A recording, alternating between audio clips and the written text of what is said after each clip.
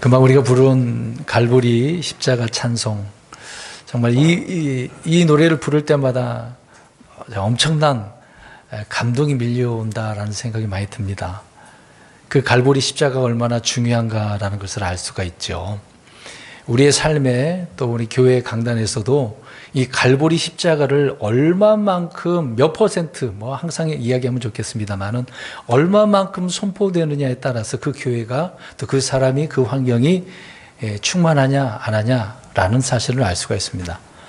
오늘날 많은 교회가 갈보리 십자가, 근데 그때 이거를 이제 선포할 때는 거의 3월, 4월 정도, 그 외에는 잘 선포 안 하는 것을 봅니다. 물론 틈날 때마다 하는 부분도 있겠습니다만은 그만큼 확률적으로 이제 선포하는 것이 적다라고 하는 부분이죠.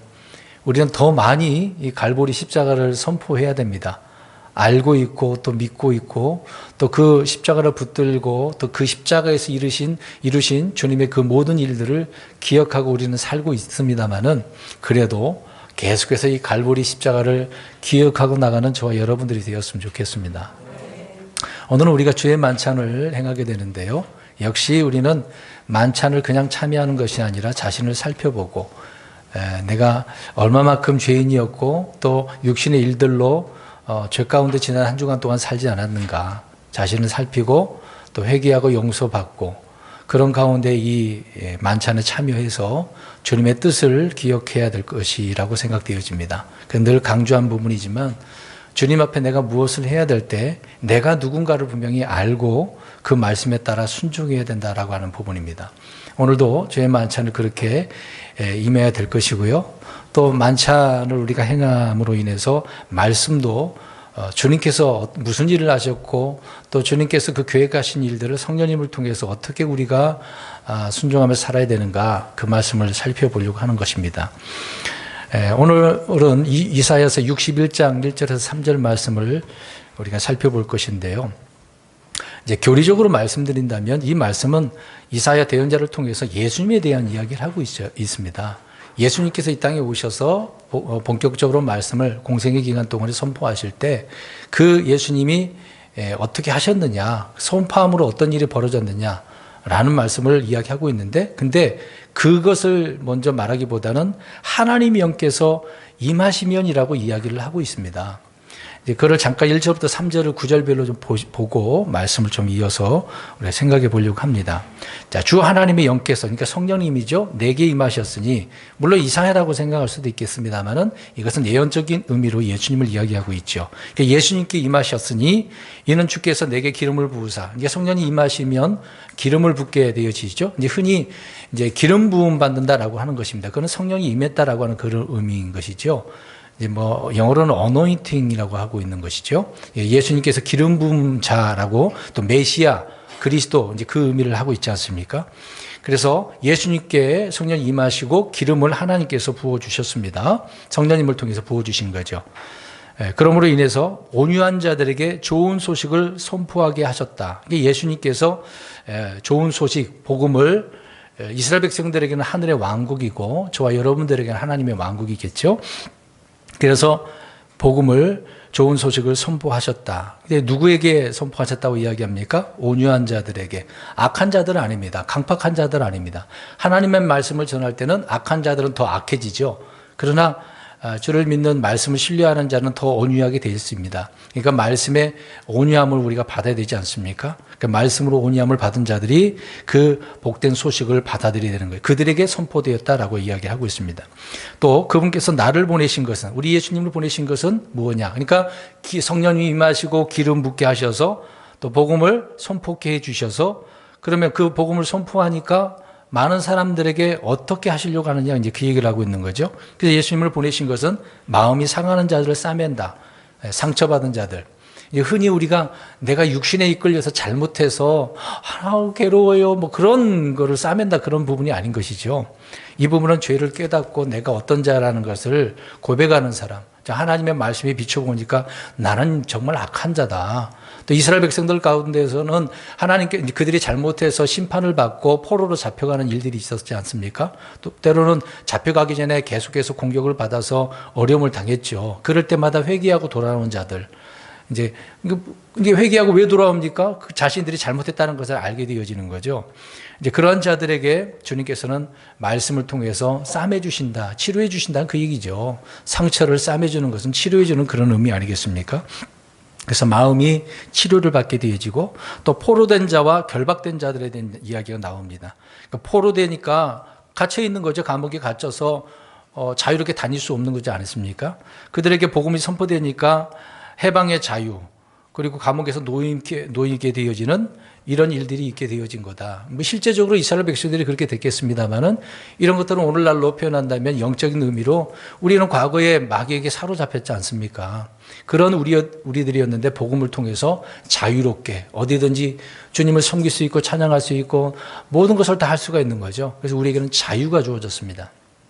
이런 자유로 우리는 살게 되어지죠. 또 그런 자유를 통해서 복음을 전하고 어디서든지 믿음으로 살게 되어지는 부분인 것이죠. 그런데 우리가 그렇게 살면서 또 마귀의 공격, 악한 자들에 의해서 공격을 받게 되지 않습니까? 그럴 때도 우리가 이런 고난과 고통을 통해서 어려움을 당할 수도 있죠. 마음도 상처받을 수도 있고 그들의 억압에 압제에 의해서 힘들고 어려운 삶을 살 수가 있는 것이죠. 그럴 때도 이제 영적인 의미로 주님이 성령님을 통해서 말씀이 우리에게 임하게 되어지면 오늘 이 말씀처럼 어떻습니까? 마음이 치료받게 되어지고 자유와 평안을 누리게 되어진다는 그런 의미가 되는 거죠. 그 다음에 2절 보십시오. 받아주시는 은혜. 주의 받아주시는 은혜는 그 해는 희년을 말하고 있습니다. 희년의 때는 모든 것이 다 되돌아오는 거죠. 종도 자유를 얻게 되어지고 어떤 밭을 팔았으면 그 되돌림을 받을 수 있는 거고 모든 것이 다 해방되는 그때를 말하고 있는 것이죠. 그 해와 우리 하나님의 원수 갚으시는 날. 그러니까 모든 것이 해결되는 날은 하나님께서 원수 갚으시는 그날이다라고 이제 표현하고 있는 것이죠. 그럴 때 애곡하는 모든 자들을 위로하게 한다. 그런 억압 속에서 모든 것을 풀려게 되었으니까 주님의 그 은혜가 넘치니 애곡 속에서 이제 애곡이 기쁨으로 변하게 되어지는 거죠. 그래서 3절 말씀에 그런 내용이 말씀을 하고 있습니다. 애곡하는 자들에게 정해서 준다. 그래서 그들에게 죄 대신 아름다움. 죄를 왜 뿌립니까? 죄 가운데 고통 가운데 어떤 굉장히 상처받는 그런 상황을 표현해주고 있는 거지 않습니까? 특히 말씀에 의해서 우리가 또 이스라엘 백성들 입장에서는 전체를 이야기하니까 개별적으로는 저와 여러분들 같은 경우에는 육신의 삶을 살 때를 의미하고 있는 거죠.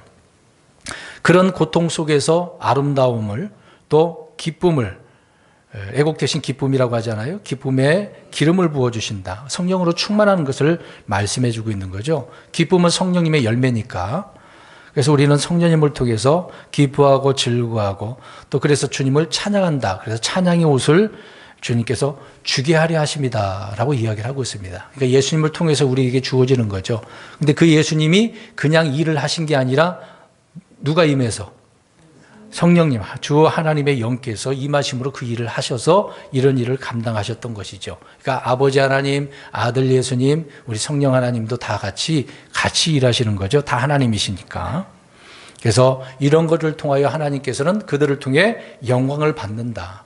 이스라엘 백성들을 통해서도 영광 받아야 되겠습니다만은 저와 여러분 우리 그리스도인들을 통해서도 영광을 받으신다라고 말씀을 우리가 영적인 의미로 해석이 되어지는 것입니다. 그래서 실제적으로 예수님께서 이 땅에 오셨을 때 이런 일을 감당하셨고 또 앞으로 지금 현재 우리 그리스도인들에게 적용되는 의미가 있을 것이고 그리고 대환란 때에도 이 말씀이 적용되는 부분도 있습니다. 이렇게 오늘 본문을 잠깐 설명을 드렸는데 그러면 제가 오늘 말씀드리고자 하는 것은 예수님께서에게 누가 임했다? 성령이 임했다. 그럴 때 이렇게 복음이 선포되고 여러 가지 일들이 일어나는데 오늘도 저와 여러분들이 하나님께서 주님께서 우리에게 만찬 빵과 잔을 늘 행하라고 하지 않았습니까? 이런 일을 행함으로 인해서 행한다라고 할 때 성령님께서 우리 안에 그래 제목을 이렇게 써놨습니다. 뭐라고 해놨습니까? 하나님의 영이 임하시면 일어나는 일. 자주 이런 표현을 제가 제목으로 삼고는 있는데 성령님이 우리 안에 들어오시면 어떤 일을 하시느냐. 작년에도 십자가와 성령님의 관계에 대해서 말씀드렸습니다. 오늘 약간 중복되는 그런 내용일 수도 있는 것인데요. 영이 우리에게 임하시면 정말 우리는 놀라운 일을 행하며 살 수가 있습니다. 근데 여기서 이제 영이 임한다라고 할 때 이건 알고 생각하셔야 되겠죠. 우리가 예수 그리스도를 믿으면 성령님이 우리 안에 들어오시지 않습니까? 그럼 떠납니까? 안 떠납니까? 예, 우리 신약 시대 때는 그리스도인들에게 들어오셨을 때 안 떠나시죠. 이제 이스라엘 백성들은 들어왔다 나가시는 부분이 있었습니다. 아무튼 우리 그리스도인들은 안 떠나셔요. 그러니까 이제 성령님을 달라고 구하면 돼야 안 돼요? 안 되죠. 무엇을 구해야 된다고 말씀드렸습니까? 충만. 성령님으로 충만해야 된다. 이제 여기서는 다른 표현으로 뭐 기름 부음 받는다. 그런 표현을 말할 수도 있겠습니다만은 신약에서는 성령님으로 충만하라라고 말씀을 하고 있습니다. 그래서 저와 여러분들은 성령님으로 충만해야 된다라는 것을 알 수가 있는 거죠. 그러면 오늘 이 나와 있는 내용들이 성령님을 통해서 우리를 치료받고 자유를 누리고 기쁨과 즐거움으로 하나님을 찬양하게 되어진다. 그 얘기를 하고 있는 것입니다. 그런 말씀을 기본적으로 우리가 기억을 하고 오늘 제가 드리는 말씀을 좀 잘 들으셨으면 좋겠습니다. 성령님이 우리에게 임하시면 일어나는 일 좀 살펴보겠습니다. 예전에 좀 말씀드렸던 부분인데요. 사람은 태어나면 다 어떻게 됩니까? 죽습니다. 안 죽고 싶으신 분 계시나요? 다 죽어요. 사람은 그렇게 돼 있어요. 근데 주님이 바로 오시면 안 죽고 우리가 휴거에서 들림 받을 수는 있어요. 근데 그거는 내가 죽을지 안 죽을지는 모르죠. 빨리 오셨으면 좋겠는데 안 오시면 죽는 거죠. 그래서 히브리서에서는 9장 20절에 한 번 죽는 것은 사람에게 어떻게 된 거예요? 정한 거예요. 정해져 있습니다. 그 뒤에는 심판받는 거죠. 죄 때문에 심판받는 거고 저와 여러분들은 이제 무엇에 대한 심판입니까? 육신의 행위에 대한 심판이죠. 죄에 대한 심판은 누가 다 끝내버리셨으니까. 예수님께서 십자가에서 끝내버리셨으니까 그런 심판은 받지 않습니다. 아무튼 사람의 죽음은 하나님께서 정하셨다라고 성경은 말하는 거죠. 뭐 의학적으로 뭐든 간에 원인이 어떻든 간에 성경은 분명히 사람은 죽어요. 뭐 때문에 죽었습니까? 죄 때문에 죽는다라고 이야기합니다. 뭐 병 나서 사고 나서 그거는 그냥 일상생활에서 일어난 것이고 성경은 죄 때문에 죽는다라고 이야기하는 거죠. 그래서 죄의 싹은 사망이다라고 말씀을 하고 있는 것입니다. 그렇게 말씀한 것은 말씀드린 것처럼 하나님이 그렇게 정해놓으신 거예요. 그러니까 죽음의 원인이 죄이기 때문에 그럼 그 죄의 문제를 해결하려면 어떻게 해야 되겠습니까? 죄 안 지으려면 어떻게 해야 돼요? 내가 더 이상 죄 안 죽고 싶으면 어떻게 해야 돼요? 죽어야 돼요. 죽으면 죄 문제에서 해방되는 겁니다. 죽어야 돼요. 그러면 그래서 죄 가운데 죽는 거라는 얘기죠. 죄 때문에 죽는. 죽으면 더 이상 죄를 안 짓죠. 이제 끝나는 것이니까. 생명이 끝나는 거잖아요. 그러니까 나의 그 모든 죄들을 해결하기 위해서 누가 죽는 겁니까? 예수님이 죽는 거다. 이제 그 얘기를 하고 있는 거죠. 자, 그런 내용을 사도 바울이 로마서에 말씀을 하고 있는 겁니다. 그래서 죄의 싹은 사망이다라고 로마서 6장 3절에 언급을 하고 있는 거죠. 그런데 그 죄가 누구로 말미암아 들어오게 됐습니까? 아담. 네. 물론 그 전에 저 마귀가 먼저 이브가 죄 짓고 그 전에는 저 사탄 마귀가 아니겠습니까? 타락한 많은 영적인 존재들이 있는데 하나님께서는 저 인류를 죄 가운데 있게 한다는 그런 의미로서는 아담의 범죄를 이야기하고 있는 거죠. 근데 그 아담의 범죄가 에덴 동산에서만 끝나는 게 아니라 말씀드린 것처럼 그 아담으로 말미암아 온 세상에 죄가 들어왔다. 모든 사람들이 그래서 태어날 때 죄성을 가지고 태어나는 거죠. 태어날 때부터 의인이 아니란 말입니다. 악한 자, 죄성을 가지고 태어나게 되는 거죠. 그래서 죄는 한 사람을 통해 이렇게 들어왔다라고 이야기를 하고 있습니다. 죄를 통해 들어온 사망은 아담의 죄와 같은 죄를 짓지 않았음에도 불구하고 모든 사람 위에 군림하게 되어지는 거죠. 저와 여러분들이 아담처럼 그렇게 죄를 졌나요? 안 그랬는데 모든 사람에게 군림했다라고 바울이 이야기를 하고 있는 거죠. 그러니까 그 죄 문제가 들어왔으니까 그걸 해결하기 위해서 그런 말씀을 해석을 해주고 있는 것이죠. 사망의 권세는 너무나 강하기 때문에 이길 수 없습니다. 저와 여러분들이 죄의 문제를 해결할 수 있나요? 과거에 뭐 그렇게 해결하려고 사람들이 얼마나 많은 피나는 노력을 해요. 뭐 수도사가 되기도 하고 고행을 하는데 이제 불교 뭐 그런 철학처럼 계속해서 몇 년이고 몇십 년이고 고행을 하잖아요. 저 뭐 동남아시아 가면 그런 게 많이 보입니다. 특히 힌두교, 불교도 그렇지만 그들은 주로 고행이잖아요. 그냥 그들이 이제 자기가 그렇게 들어서게 되어지면 그렇게 하겠다라고 시작을 하면 죽을 때까지 안 씻어요. 머리 기르고. 네팔 갔더니 그 힌두 그 사원이 있어요. 그 장례 터인데 옆에도 사원도 있는데 그냥 평생을 그렇게 거기에 있더라고요. 물어보니까 씻지도 않고 있는 거 그냥 주는 거 먹고 없으면 안 먹고 머리도 정말 지저분해 냄새 나고 그러잖아요. 머리도 안 감는데요. 그렇게 그게 그들은 옳은 길이라고 생각을 하는 거죠. 그러니까 주가 그렇게 들어오니 어떻게 그렇게 한다고 해서 해결이 안 되는데도 불구하고 그들은 된다라고 생각을 하잖아요. 사람은 그렇게 하려고 하지만 하나님께서는 안 된다라고 이야기하는 거죠. 근데 그걸 해결하려면 누가? 우리 예수님밖에 없다. 예수님이 행하시는 것이니까요. 그래서 죄와 사망의 문제를 해결하는 것이 예수님께서 어디에서 죽으셔야만 하는 겁니까? 십자가, 그리스도의 십자가가 그래서 중요하다라고 말씀을 하고 있는 겁니다. 그래서 죄와 사망의 그 문제를 해결하는 것은 예수님 그 십자가 사건밖에 없다라고 하는 것이죠. 그러니까 아담의 범죄가 세상에 들어와서 사람들에게 얼마나 영향력을 미칩니까?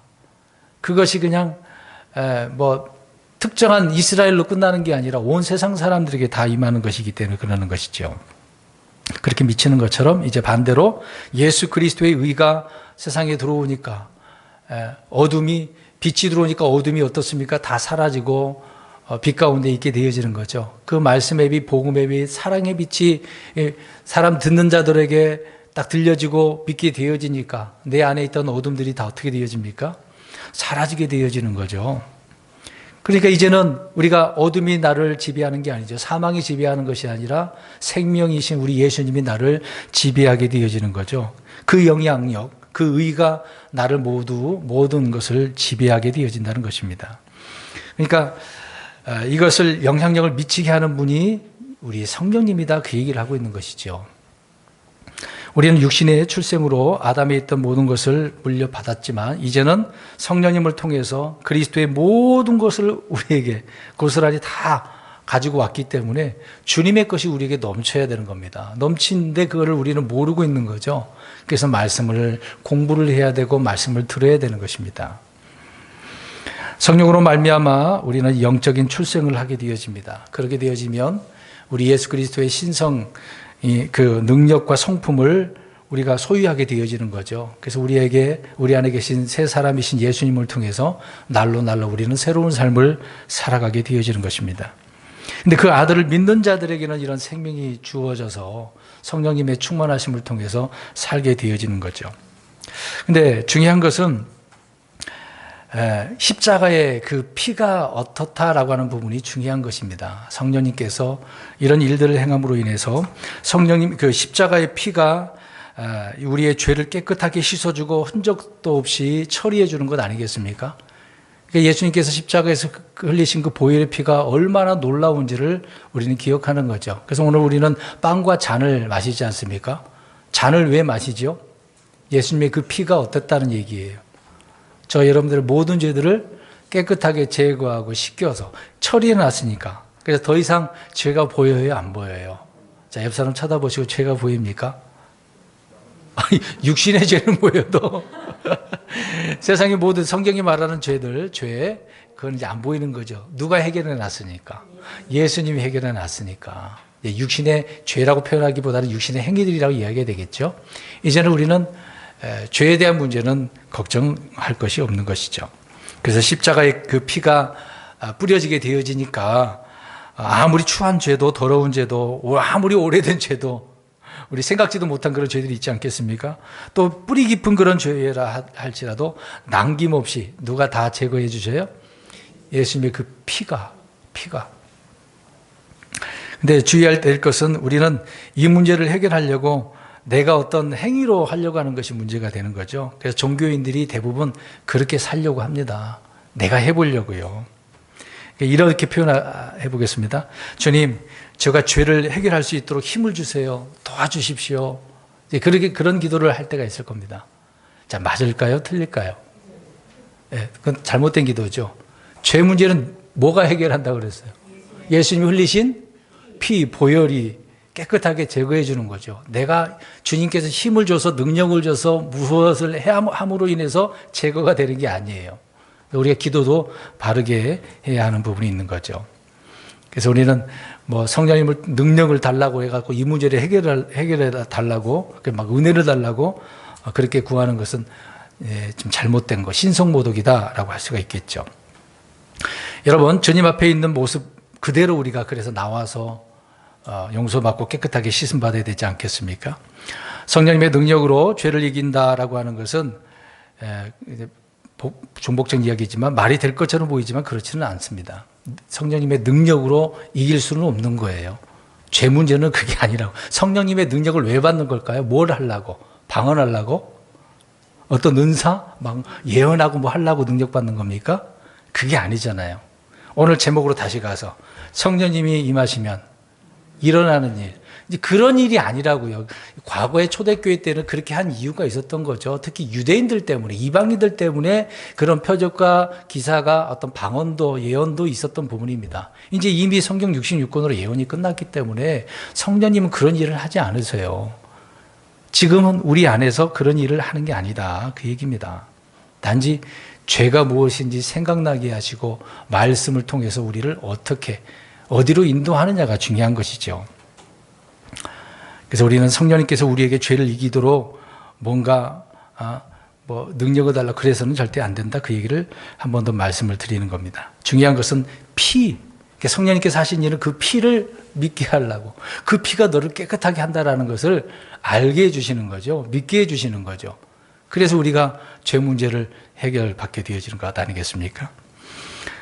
때로 믿음 좋아 보이는 사람들이, 형제들이 뭐 그렇게 막 죄로 고민도 하고 갈등도 해보고 기도도 하고 공부도 해보고 별의별 거 다 하지만 죄성이 그대로 남아있어.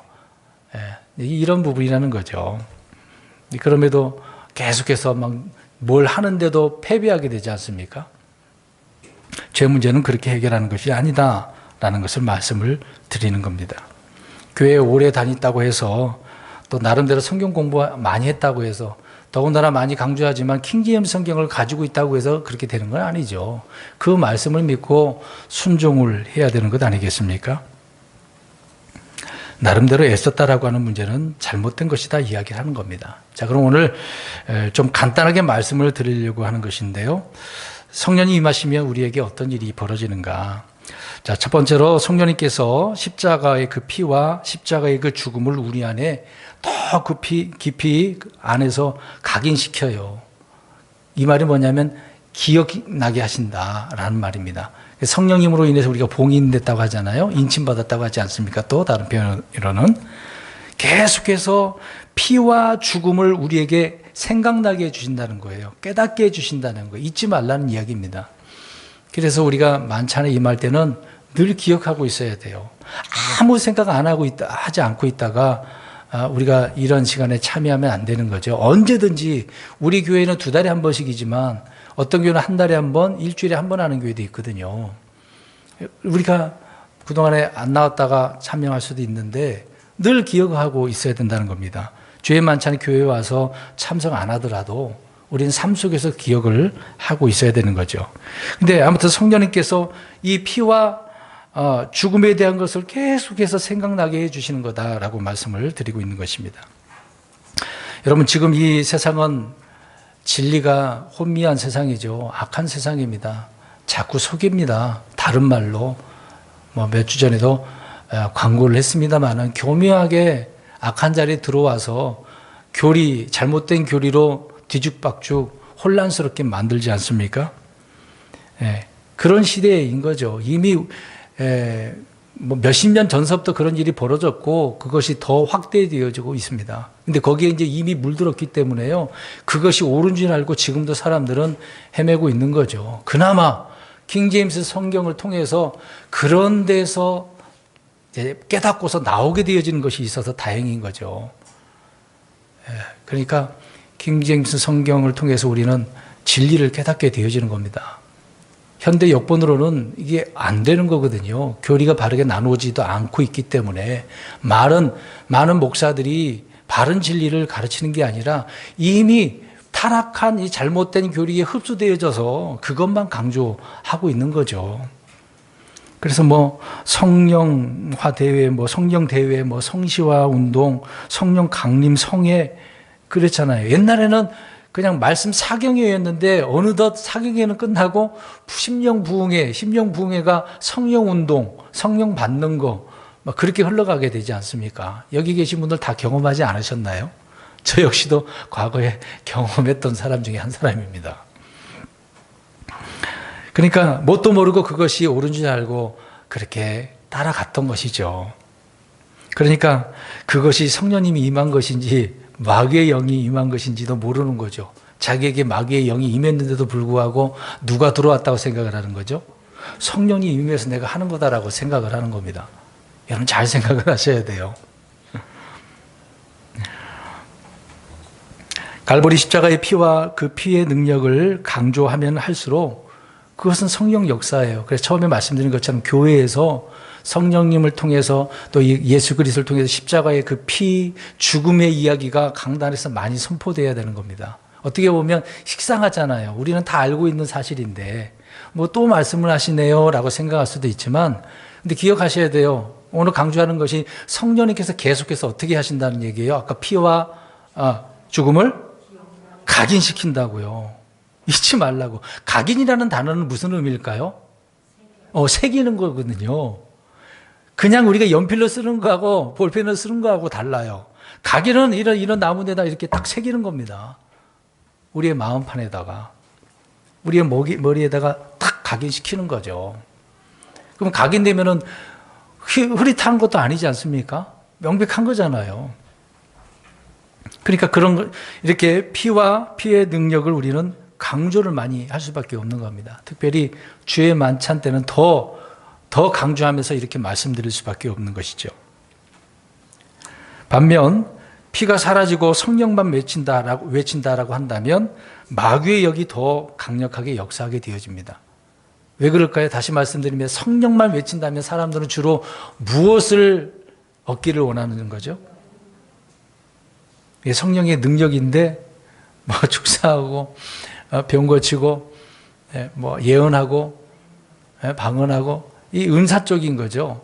그 선물들에 대한 이야기는 예전에 말씀을 많이 드렸으니까 별도로 말씀드리지 않겠습니다. 그게 중요한 게 아니란 얘기예요. 그게 중요한 게 아닙니다. 그러니까 성령님은 늘 각인시키는 거예요. 잊지 말라고. 또 하나는 성령님께서 일하시는 강력한 도구가 십자가의 피거든요. 강력한 도구래요. 강력한 도구. 눈에 보이는 어떤 이게 물질적인 그런 도구가 아니라 피가 일하는 도구다라고 말씀을 하고 있는 것입니다. 성령님은 주님이 행하신 일, 그 피와 죽음을 통해서 일하신 분이다라고 말씀을 하고 있는 것입니다. 오늘날 십자가의 기초도 없이 성도들이 성령의 능력과 은사를 달라고 기도하지만 그렇게 구하는 곳의 상황들을 보면 너무도 어지럽거든요. 혼란스럽거든요. 성경은 하나님께서 성령을 통해서 질서의 하나님이라고 하지 않습니까? 막 뒤죽박죽 아니에요. 넘어진 자를 일으키시는 분인데 은사 집회하는 것들은 주로 어떻게 합니까? 사람을 넘어뜨리잖아요. 근데 우리 주님은 일으키시는 분이란 말입니다. 이런 걸 우리가 잘 기억을 해야 되는 거죠. 또 하나는 갈보리 십자가라고 하는 것은 성령님을 통해서 우리의 죄인된 육신, 옛사람, 자아를 처리하는 곳이다. 성령님께서 그렇게 그곳으로 인도한다는 얘기예요. 십자가 기억해라, 피를 기억해라, 죽음을 기억해라 라고 하는 그것이 바로 그 십자가로 가게 되어지면 우리의 자아가, 우리의 옛사람이, 육신의 것들이 처리되는 거다. 갈라디아서에 그렇게 말씀하고 있지 않습니까? 육신의 그 일들과 성령님의 일들이 싸우잖아요. 우리 안에서 충돌하지 않습니까? 성령님은 금방 말씀대로 야 육신 그거 잘못된 거야. 옛사람 이제 거기서 자유 우리가 새 사람이 되지 않았느냐. 자꾸 얘기해 줘. 너 자아 너의 건 내려놔. 이제 주님의 것으로 살아야 되는 거 아니냐? 라고 이렇게 우리 안에서 말씀하고 계시는데 우리의 육신은 뭐라 그래요? 아니야. 이게 더 좋아. 하나님 것보다 육신이 더 좋아. 육신의 것들을 누려야 돼. 그렇게 강조하는 내용이 갈라디아서에 나오고 있지 않습니까? 자, 이런 것들을 처리하는 곳이 어디라고요? 저 십자가. 그 십자가를 그래서 계속해서 성령님이 어떻게 하신다고요? 생각나고 인도하고 각인시키고 그렇게 하신다는 얘기입니다. 오늘 다시 이사야 61장을 보세요. 영이 임하시면 자, 그런 문제를 해결해서 이제 바뀌잖아요. 기쁨과 즐거움으로 찬양으로 나오게 되어진다 이야기를 하고 있는 거죠. 자, 우리가 십자가 죽음 그러면 굉장히 어둡게 보여요. 우울해 보이고 또 죽음 얘기야? 그렇게 생각합니다. 우리는 그게 아니라고요. 오히려 죽음 그러면 반대로 뭐가 생각이 나야 되죠? 생명, 사망, 생명. 영원한 생명을 우리가 생각할 수밖에 없어요. 우리는 그 반대 개념을 생각해야 됩니다. 지금 죽음 이야기하지만 죽음에 우리가 거기만 신경을 쓸 수 없어요. 거기에서 해방이 아닙니까? 문제가 해결되었으니까. 그걸 봐야 되는 거죠. 주 예수 그리스도께서 십자가에서 달리셨는데 그 십자가는 그래서 사형 집행 장소입니다. 죽어야 죽이는 거잖아요. 뭐가 죽습니까? 죄가 죽는 거잖아요. 저와 여러분의 몸이 죽는 거죠. 그런 사형 집행 장소이고 저주와 모욕과 치욕을 받는 그런 장소가 십자가가 아니겠습니까? 그 갈보리 십자가 고난의 길이죠. 그래서 성령님께서 그렇게 우리를 인도하신다라고 말씀을 하고 있습니다. 우리 이제 성경 좀 보겠습니다. 히브리서 13장 12, 13절. 우리는 이런 성령님을 통해서 주님이 누구시고 십자가, 죽음, 생명이 무엇인지를 깨닫고 살아가야 되는 거죠. 그럴 때 우리는 기뻐요. 이 만찬이 정말 기쁨의 자리가 되는 겁니다. 히브리서 13장 12, 13절 읽겠습니다. 시작. 그러므로 예수님께서도 친히 자신의 피로 백성을 거룩히 구별하시기 위해 성문 밖에서 고난을 당하셨느니라. 그러므로 우리가 그분의 치욕을 짊어지고 진영 밖에 계신 그분께로 나아가자. 다음에 12절에 자신의 피로 우리 예수님께서 자신의 피로 백성을 거룩히 구별하기 위해서 어디로 나아가셨대요? 무엇을 당하셨대요? 고난을. 근데 그 고난을 어디? 아니. 12절 끝부분에 고난을 당하셨는데 어디에서? 성문 밖에서. 자, 이게 중요합니다. 그러니까 성 안이 아니에요. 성문은 어디에 있는 거죠? 예루살렘 안에. 네, 도시 그 안에 있잖아요. 그러면 도시 안에는 화려하지 않습니까? 사람들이 모여 살고 많이 기뻐하고 즐거워하는 그런 장소잖아요. 근데 성문 밖은 어떨까요? 그러진 않죠. 전혀 반대되는 개념이 되지 않겠습니까?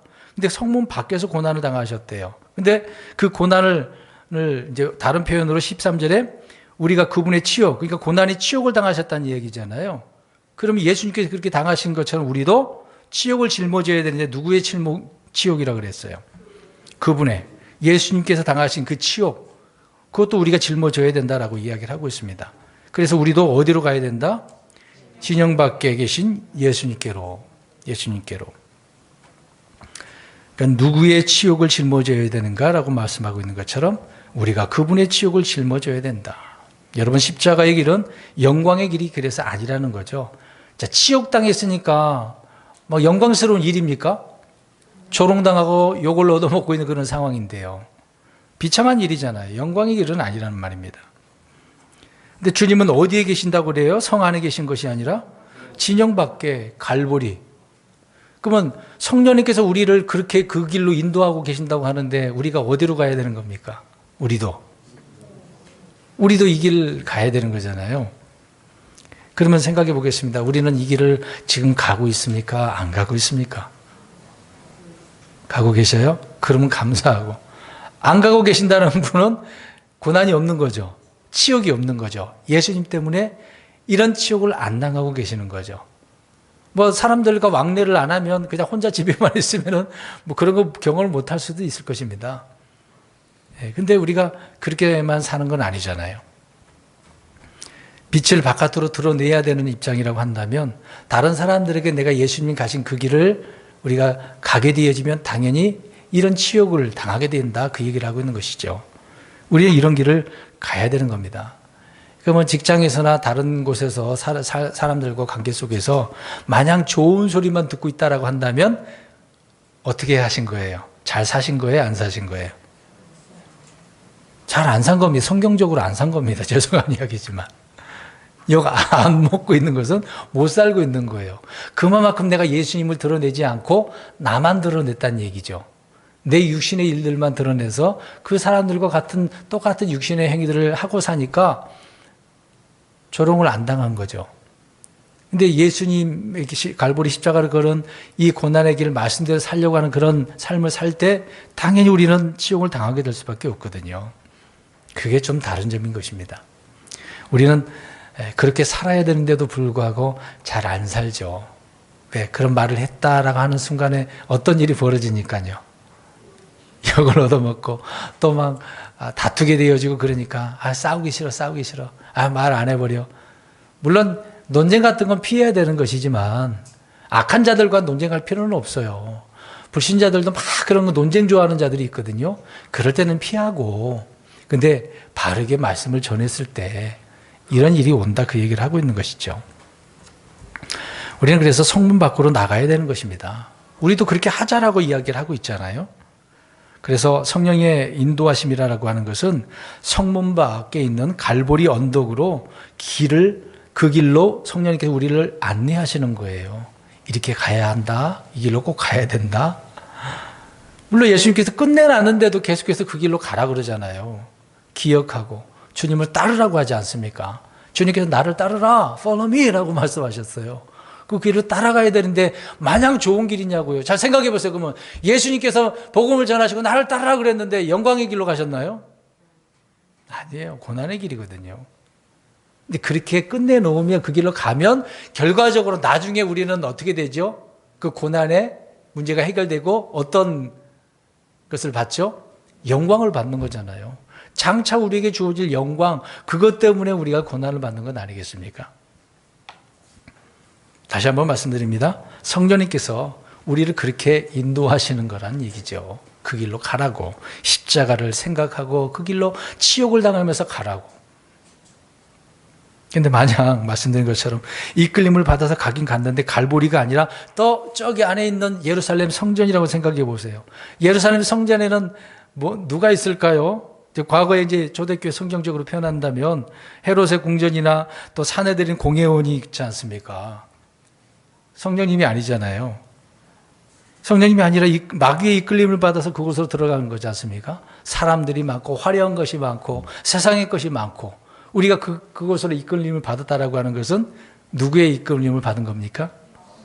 마귀에게 이끌림을 받은 거죠. 그게 다른 겁니다. 그러니까 세상은 역행하게 만드는 거죠. 헤롯의 궁전은 탐욕과 재물과 세상 권세를 상징하는 곳입니다. 우리는 세상의 것의 그 화려함을 보니까 우리의 육신이 그 길로 가려고 하고 있는 거죠.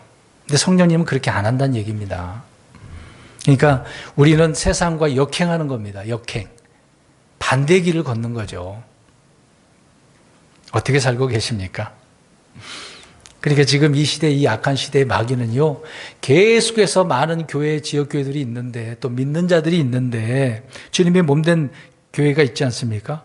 자꾸 이런 쪽으로 이끌게 하고 있습니다. 자, 봐라, 저 화려한 거. 그러니까 예수님을 시험할 때 마귀가 어디로 자꾸 데려가요?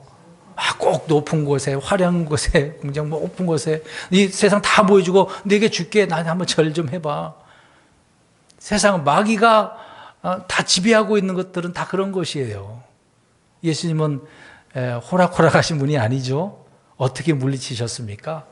말씀으로, 하나님의 입에서 나온 말씀으로. 그게 끝이지 않습니까? 자, 그렇게 말씀하신 것이지만 예수님은 지금 금식기도 하셨고 마귀에게 시험을 또 받으시지 않았습니까? 지금 고난의 길을 걷고 있는 거잖아요. 본격적으로 복음을 선포하기 위해서 이런 일을 먼저 하고 계셨던 건 아니겠습니까? 주님은 화려하게 가려고 그렇게 한 건 아니죠. 오히려 처음서부터 고난의 길을 계속해서 걷고 계셨어요. 뭔가 보여주니까 사람들이 우와, 너무 화려하다, 병고침도 해결되네, 예수님 한 분이면 다 끝내네. 그게 무슨 의미일까요? 육신적인 문제를 해결해 주는 분으로만 생각을 한 것 아니겠습니까? 그러니까 그런 예수님만 따라간 거죠. 그러니까 예수님을 알아도 잘한 거예요, 못 안 거예요? 잘 못 알아듣는 거죠.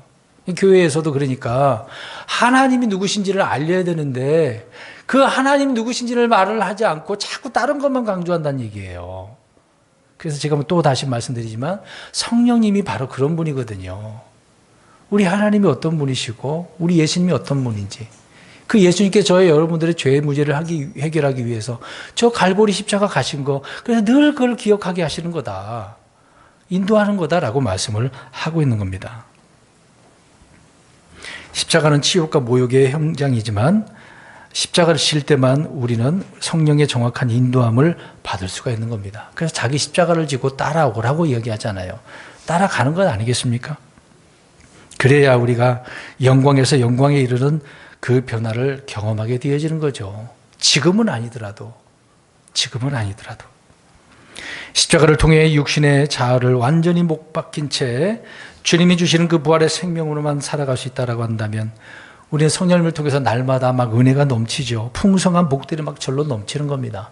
다시 오늘 본문으로 가서 61장으로 가서 어떻게 됩니까? 자, 앞에는 이제 고난 문제를 해결한 상황이고 3절에 보니까 어떻게 됐어요? 제 대신 아름다움, 애곡 대신 기쁨의 기름, 근심의 영 대신 찬양의 원. 기쁜 거예요. 자, 오늘 여기 보세요. 오늘 나오셨을 때 기쁨으로 나오셨습니까? 아니면 오늘도 교회 가야 되네, 힘들어서 육신의 몸을 이끌고 한 주간 내내 힘들었는데 힘들어하면서 이렇게 나오셨습니까? 기쁨으로 나오셨어요. 오늘 찬송도 기쁨으로 하셨습니까? 감사합니다. 그러면 다행이에요. 근데 그러지 않고 그냥 나오시고 찬양할 때도 힘들어가지고 때로는 막 높은 음도 있어. 이거 어떻게 부르지? 그래도 소리 내서 부르고. 여러분, 노래 성악가처럼 잘한다고 중요한 게 아니에요. 성악가가 노래 잘하니까 와 우리는 듣고서 그렇게 표현하지만 나 자신이요, 내가 성악가처럼 그렇게 해야 하나님이 받아주신다고 생각하면 안 됩니다. 오산이에요. 못해도 벙어리가 되어도 찬양할 수 있는 그런 마음이 있어야 되지 않겠습니까? 속으로는 할 수 있으니까. 그러니까 못해도요, 그냥 소리 내서 부르세요. 못한다고 해서 제가 뭐라 그러나요? 하나님이 뭐라 그러실까요? 하나님 뭐라 안 그래요. 그냥 있는 그대로 다 받아주시는 거죠. 단지 그 마음이 하나님을 향하고 있느냐, 주님을 생각하고 부르냐 안 부르냐가 중요한 거거든요. 뭐 실력? 그게 중요한 게 아닙니다. 예전에 장로교 있을 때 청년 때거든요. 성가대도 했었으니까, 찬양대도 했었으니까 막 불러요. 근데 어떤 이제 자매님이 있는데, 누나가 있었는데 노래 못해요. 근데 그냥 찬양한다고 해서 같이 했어요. 막 툭툭 튀어나와. 막 조용해야 되는데 막 세게 나오고 막 그래. 그래서 많이 혼내. 물론 합창하니까 그걸 조절해야 되잖아요. 근데 그 누님은 그래도 하더라고. 소리가 뒤죽박죽인데도 하더라고요. 본인은 그렇게 실력 없어도 그렇게 열심히 하는 거 보고 저는 그래도 그렇구나, 열심히 했구나 생각을 했어요. 근데 그때는 잘했어요. 근데 그 누님이 어떻게 된 줄 아십니까? 신천지에 빠졌어요. 안타깝더라고요. 열심히 했었는데. 그러니까 말씀으로 제대로 서지 못하면 아무리 열심히 해도 그렇게 빠지긴 하더라고요. 중요한 것은 노래 못해도, 실력이 없어도 하나님께 하면 되는 거예요. 찬양의 옷을 주셨는데 하나님이 잘해야 된다라고 그렇게 한 건 아니잖아요. 그러니까 성령님을 통해서 문제를 해결하면 우리의 삶이 달라지는 거예요. 막 능력, 그런 것이 능력이잖아요. 막 뭐가 보여, 너 앞으로 뭐가 돼요, 예언하고, 그런 거 아니라고요. 나 자신을 보게 되어지고 성령님께서 이렇게 주님과 더 가까이 하게 만드니까, 말씀을 사모하게 만드니까, 막 저절로 찬양하게 만드니까. 여러분 예전에 그렇잖아요. 송대관 씨가 불렀는가요? 쨍하고 했던 날, 막 지나가면 과거에 얼마나 그렇게 많이 불렀습니까? TV에도 나오고 막 흥겹잖아요. 막 저 푸른 초원이 그림 같은 집을 짓고 막 그런 노래도 있지 않습니까? 근데 그렇게 쉽게 되나요? 우리는 그렇게 안 되더라도 고난 가운데도 성령님을 이렇게 찬양하게 되어지면 기쁠 수밖에 없습니다. 있는 것이 그대로 내게 이만큼이 나에게 주신 은혜라고 생각을 하는 거잖아요. 또 그것이 아니면 내가 잘못해서 어려움을 당하는 것이고. 그래서 성령님은 이렇게 치욕과 모욕의 그 현장이라고 하는 십자가, 그래서 그걸 지게 하는 거다, 인도한다라고 말씀을 하고 있는 겁니다. 또 하나는 성령님을 통해서 우리는 철저히 그리스도의 중심으로 만들어 가신다는 얘기입니다. 뭔가 만들어 가잖아요. 우리가 우리 자녀들을 낳게 되어지면 그 아이가 그냥 자라게 하는 건 아니잖아요. 세상 사람들은 앞으로 훌륭한 사람이 되게 하기 위해서 막 공부도 시키잖아요. 학원도 다니게 하고 영어 공부도 시키고 유학도 보내고 그러잖아요. 근데 그럼 우리 그리스도인들 어떻습니까? 세상에서 그런 일을 하게 하려고 공부하고 성경 가르치고 그러는 겁니까? 아니죠. 자, 왜 성경 공부하고 왜 성경 읽고 그렇습니까? 뭐 하려고?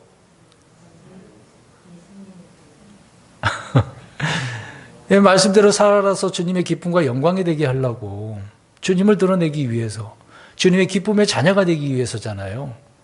열심히 우리가 이렇게 하고 있습니다. 근데 그것이 아니라고 한다면 문제가 되는 건 아닐까요? 어떤 분들은 교회에 나와서 출세하려고 장사 때문에, 포송에서 개척했을 때는 포송이 국가 공단 지역이기 때문에요, 사람들이 많이 오고 갔습니다. 근데 주로 개척교회에 오는 분들도 있습니다만은 대부분 장사하는 사람들은 개척교회를 안 가고 어디로 가는 줄 아십니까? 큰 교회 갑니다. 왜 그럴까요? 큰 교회 가야 자기를 알리고 장사한다는 걸 말할 때 자기 집에 오니까. 정말 그랬습니다. 눈으로 봤고 그런 걸 즐겨하는 목사님들이 있더라고요. 그래서 그런 장사하는 사람들 찾아가가지고 우리 교회 오라고 하는 분도 있었어요. 대놓고. 또 저 교회 다니시는 분이 있는데 그분이 장사하니까 그걸로 가가지고 자기 오라고 그렇게 하신 분도 있었어요. 여러분, 이게 옳은 일입니까? 성령님이 그렇게 하라고 했나 봐요. 여러분, 맞아요? 성령님은 그렇게 안 해요. 그렇게 하지 않습니다. 다시 말씀드립니다. 성령님께서는 그리스도 중심으로 살게 하시는 거예요. 그래서 그렇게 만드시는데 우리를 하나님의 아들의 형상, 예수 그리스도의 형상으로 빚어 가시게 되는 거죠. 그래서 우리는 날마다 합력하여 선을 이루게 되는 것입니다. 성령님은 자신에게서 난 것을 말씀하신 것이 아니라 오직 주님의 것을 받아서 말씀하신 분이라고 그랬습니다. 그래서 주님의 말씀을 우리에게 생각나게 해주시는 거거든요. 내가 누구는지 아냐? 내가 능력 있다? 내가 원하는 대로 해봐봐. 내가 말하는 대로 해봐라. 방언한다? 그런 게 아니라고요. 여러분, 누구 중심으로 살고 있습니까? 우리의 삶이. 저번에 그래서 중심과 목적 설교하지 않았습니까? 기억나시죠? 주님이 중심이고 주님이 목적이어야 되잖아요. 우리는 물론 이 세상에 살고 있으니까 많은 부분에 있어서 내 중심일 때가 많습니다. 그러나 그런 삶을 산다 할지라도 항상 우리는 주님을 잊지 않아야 돼요. 주님 중심. 우리의 목적은 주님이니까. 주님이 전부이시니까요. 그 일을 누가 지금 하신다고, 인도하신다고? 성령님께서, 우리 안에 계신 성령님이.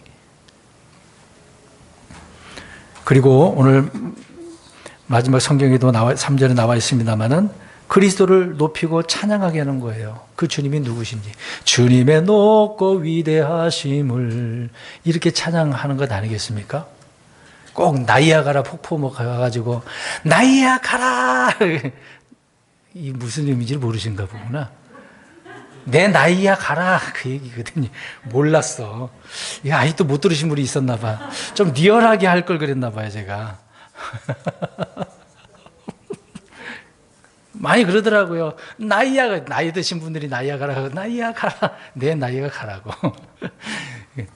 또 거기에서 어떤 그리스도인들은 흔히 우리가 부르는 주님의 높고 위대하심을 이렇게 부르더라고요. 주 하나님 지으신 모든 세계. 근데 꼭 거기에서만 하나요? 여러분? 저 산에 가갖고 밑에 내려다보면서 이렇게 만들어 놓으셨네? 꼭 그 자리에만 가갖고 이렇게 찬송합니까? 주님을 높이냐고요? 그런 건 아니잖아요. 주님이 산에 계셔요? 산에만 계시는 것도 아니잖아요. 내려와서 지금 이 땅에 계시지 않습니까? 그 아래에서 주님을 높여야 되는 거잖아요. 근데 우리는 꼭 그러지는 않고 다른 곳에서 주님이 여기 계실 줄 알고 그곳에서만 하려고 하는 것이 있습니다. 그래서는 안 되겠죠. 여러분, 성령으로 충만한다면 우리는 주님을 그렇게 찬양할 수밖에 없어요. 또 하나는요, 세상을 볼 때, 교회를 볼 때 막 아플 수밖에 없어요. 어떻게 이렇게 갈 수가 있지? 정치가 왜 이러지? 막 치고받고 그런 문제가 아니라 좀 바르게 세워서 좋은 나라 만들고 많은 사람들이 하나님을 믿었으면 좋겠는데, 이제 그런 아픔이 있어야 되는데 그런 것이 아니라 좌파고 우파고 막 그것만 생각하죠. 여기 계신 분들 그런 분들이 있나요? 자, 그러시면 손 들어봐요, 빨리. 그러지 마시고 그것을 보면서 성령님이 임한 우리 안에 계신 성령님을 통해서 좀 아파 좀 하세요. 너무도 안타깝습니다. 주님, 위정자들이 좀 깨달았으면 좋겠습니다. 하나님을 두려워하고 저들이 바른 정치를 했으면 좋겠습니다. 성경에도 그런 기도 하라고 하잖아요. 내 평안을 위해서. 근데 그렇게는 안 하고 따지기만 하고, 저러니까 그렇지, 뭐 좌파니까 그렇고 우파니까 그렇고 서로 싸우고 갈라치기만 하고 그런 거 하지 말고요. 또 교회에 와서도 지금 많은 지역교회들이 있는데, 특히 우리는 킹제임스 성경을 보니까 많은 교회들이 킹제임스 성경을 봤으면 좋겠다. 저들에게도 진정한 복음이, 교리가 바르게 선포돼서 건강한 그리스도인으로 살았으면 좋겠다. 늘 그걸 놓고 기도하고 또 혼을 위해서 복음도 전하고 그래야 되지 않을까요? 근데 그런 일은 안 하고 그냥 주어진 삶만 살아갈 때가 많죠. 그래서는 안 된다는 얘기입니다. 우리는 성령님과 무관한 삶을 살 때가 많은데 그래서는 안 됩니다. 성령님이 임하시면 아픔과 고통, 통곡을 느낄 수밖에 없어요. 내 안에 계신 성령님께서 계속 그런 부분에 있어서 근심하시는 거죠. 저와 여러분들이 잘못할 때도 성령님이 근심하시잖아요. 그런 아픔이 우리에게 있어야 되지 않겠습니까? 성도 여러분, 십자가에 못 박힌 사람은 성령님으로 충만해서 살 수가 있습니다. 그러니까 세상의 것들을 다 십자가에 못 박고 사는 거죠. 성경 한 구절 봅니다. 갈라디아서 5장 24절. 갈라디아서 5장 24절입니다. 우리는 죄의 만차를 행함으로 인해서 성령님께서 우리를 이런 길로 인도한다라는 것을 지금 살펴보고 있는 겁니다. 갈라디아서 5장 24절 시작. 그리스도께 속한 자들은 애착들과 정욕들과 함께 육신은 십자가에 못 박았느니라. 아멘. 자, 보세요. 그리스도께 속한 사람들이라고 이야기하잖아요. 그리스도 안에 있는 사람, 믿는 사람 말하는 거 아닙니까? 그리스도 안으로 들어가는 거죠. 이런 사람들은 애착들, 정욕들, 육신을 어디에다가? 십자가에다가. 이 구절을 읽을 때마다 그런 거다라고 생각을 하고 그냥 넘어가잖아요. 근데 더 디테일하게, 섬세하게 우리가 볼 때는, 그러면 못 박는다고 했으니까 속한 자라 그러니까 나잖아요. 우리 그리스도인이잖아요. 내가 지금 이렇게 하고 있느냐 안 하는가를 생각을 해야 되는 거 아닙니까? 자, 애착들 어때요? 정욕들 어때요? 육신. 아직 안 박으셨어요? 자, 오늘 좀 뭐 좀 가져와서 박아볼까요? 실제 박는 의미는 아니고 내가 그렇게 해야 된다는 얘기죠. 십자가로 가가지고 거기다 그렇게 하라고 이야기하잖아. 육신의 일들을 좀. 주님이 끝내놓으신 것, 주님이 하신 건 하신 것이고 내가 하는 것은 내가 해야 되잖아요. 그 십자가에서 끝내버려야 되는 건 아니겠습니까? 그래서 우리는 이런 충만한 삶을 살아가는 데 있어서 그 가능케 하는 것은 바로 정욕을 십자가에 못 박는 것. 그것은 성령님의 역사인 거죠. 내 힘으로는 안 되는 겁니다. 자, 이런 문제에 있어서는 성령님한테 힘을 달라고 해야죠. 하나님 성령님을 통해서 충만케 해주셔서 우리가 이런 문제를 잘 이겨낼 수 있게 해달라고, 견뎌낼 수 있게 해달라고 그렇게 해야 되는 거죠. 내가 죄의 문제를 해결할 수는 없는 것이지만 성령님의 역사가 얼마나 놀라운데요. 그런 성령님을 우리가 이해를 해야 되지 않겠습니까? 성도 여러분, 성령으로 말미암지 않고는 누구도 그렇게 할 수가 없습니다. 또 그리스도인이 될 수도 없는 거죠. 근데 그리스도인이 되었다라고 해서 성령 충만할까요? 어떻습니까? 자, 예수 믿고 구원받아서 그리스도인이 됐어요. 그러면 그 순간에 막 성령님이 막 충만하나요? 뭐 그럴 수는 있어요. 할 수는 있어요. 근데 다르고 볼 수는 없겠죠. 그러면 그 당시에 충만했어요? 그러면 지금까지 충만해져 있는 상태인지 어떻습니까? 그러진 않죠. 충만한 성령님이 내 육신의 일이 강하면 충만해지지 않는 거죠. 서로 이게 반대돼요. 저울이 막 왔다 갔다 하는 겁니다. 성령님이냐 육신이냐, 이 충만 상태가 달라요. 육신이 충만하냐 성령님이 충만하냐, 이런 상태죠. 어디에 있습니까 우리 성도 여러분? 어디에 치우쳐져 있습니까? 항상 똑같으신 건가요? 육신적이라고 하는 것은 다툼과 시기가 있고 파당이 있고 분열이 있고 자기 자랑을 하고 헛되이 우쭐대는 것들이 있습니다. 여러분, 말이 그리스도인이지만 그리스도인이라고 부르기가 참 민망할 때도 많잖아요. 저 사람이 그리스도인이야? 저 사람이 목사야? 부끄러울 때가 많죠. 결론적으로 말씀드립니다.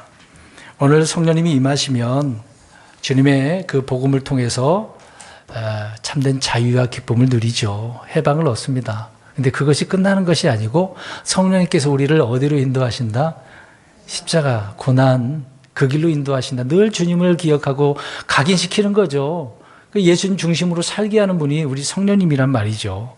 이제 그렇게 살아가는 우리들이 3절 말씀처럼 기쁘고 즐거워요. 하나님을 찬양할 수밖에 없습니다. 이런 삶이 넘쳐야 되고, 오늘 주의 만찬을 우리가 그런 의미로 참여할 때 우리 주님께서 얼마나 기뻐하시겠습니까? 주님의 은혜가 넘치는 저와 여러분이 되시기를 주의 이름으로 축원합니다.